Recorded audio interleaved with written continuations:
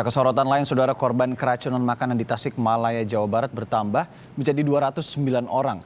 Pemerintah Kota Tasikmalaya telah menetapkan kasus keracunan makanan ini sebagai kejadian luar biasa. Menangani terus bertambahnya korban keracunan massal, Dinas Kesehatan Tasikmalaya mengerahkan ratusan tenaga medis dan menyiapkan ruang perawatan darurat. Korban keracunan dengan gejala ringan menjalani perawatan di sejumlah lokasi, yakni puskesmas, ruang kelas sekolah dasar negeri Puspasari, dan sebagian dirawat di tenda darurat. Sedangkan pasien dengan gejala berat dirujuk ke rumah sakit. Pemerintah Kota Tasikmalaya menetapkan kasus keracunan makanan yang menimpa ratusan warga sebagai kejadian luar biasa. Dengan status ini, maka semua biaya pengobatan korban akan ditanggung oleh pemerintah Kota Tasikmalaya. Mulai dari perawatan kesehatannya hingga kebutuhan obat-obatan. Terkait masalah pembiayaan, apakah ini ditanggung pemerintah atau ini? Jadi kemarin tadi malam Pak Wali sudah instruksi bahwa kita punya anggaran jam kerja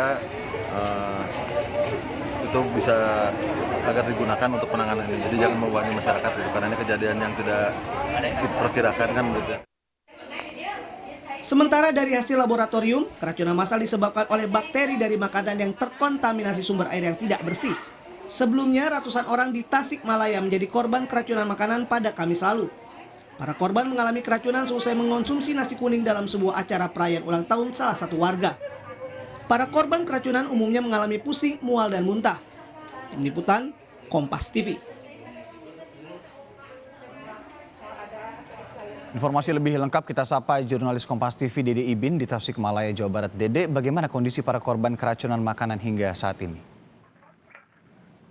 Yolanda dan saudara, kami laporkan saat ini kami posisi berada di lokasi di mana para korban keracunan yang masih dirawat di SD Puspasari, Mangkubumi, Kota Tasikmalaya. Tercatat memang sebelumnya itu ada sekitar 209 orang yang mengalami keracunan akibat mengkonsumsi makanan di salah satu acara ulang tahun yang digelar oleh salah satu pengusaha di Kecamatan Mangkubumi. Saat ini memang tercatat yang sebelumnya di ruang kelas SD Puspasari ini yang digunakan 6 ruangan dengan jumlah total 48 orang. Namun saat ini hingga tadi pagi, saudara, kami laporkan sudah mulai berangsur pulih dan sembuh, mereka sudah kembali pulang ke rumahnya masing-masing.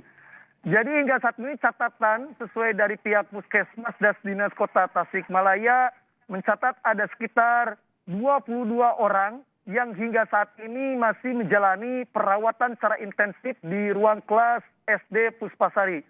Dan kami juga informasikan, Yolanda dan saudara, ada sekitar 26 orang yang dirawat di Rumah Sakit Dr. Soekarjo Tasikmalaya karena pasien tersebut mengalami gejala berat.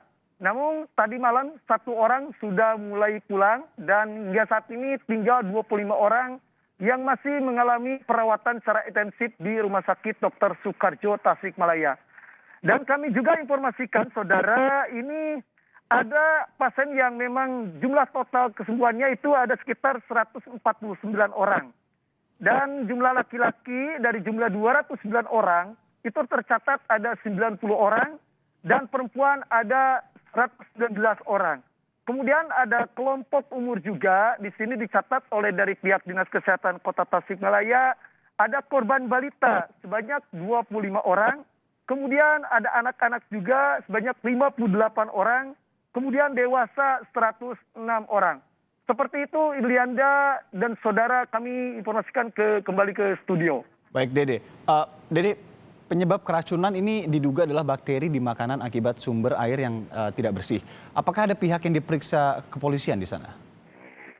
Ya, Ilianda dan saudara, kami laporkan memang dugaan penyebab saat ini hasil pemeriksaan Labkes Dinas Kesehatan Kota Tasikmalaya.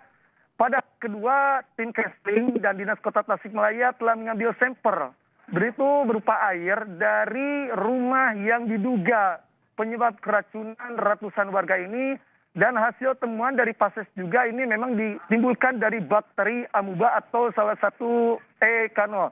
Kemudian kami juga laporkan, jadi perlu luruskan informasi yang dapat barusan, saudara, dari Dinas Kesehatan telah mengambil sampel berupa makanan, nasi kuning, kemudian bekas muntahan, hingga makanan ringan yang rencananya untuk menguatkan apakah betul keracunan ini disebabkan dari bakteri.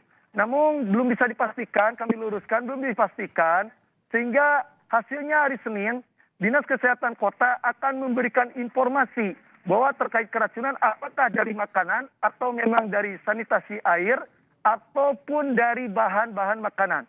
Seperti itu Ilianda, dan kami juga laporkan hingga saat ini memang pihak kepolisian belum bisa menetapkan tersangka karena berdasarkan informasi yang didapat dari keluarga korban hingga Puskesmas dan Dinas Kesehatan Kota Tasikmalaya, ini diselesaikan secara kekeluargaan sehingga tidak ada penetapan tersangka. Seperti itu Lianda dan saudara kembalikan ke studio. Baik, penyelidikan masih dilakukan untuk tahu sumber keracunan ini dari mana. Dede Ibin, jurnalis Kompas TV, terima kasih atas laporan langsung Anda dari Tasikmalaya, Jawa Barat. Saudara, usai jeda, ada informasi dari Pemprov DKI Jakarta yang rencananya akan mengumumkan apakah PSBB kembali diperpanjang atau masuk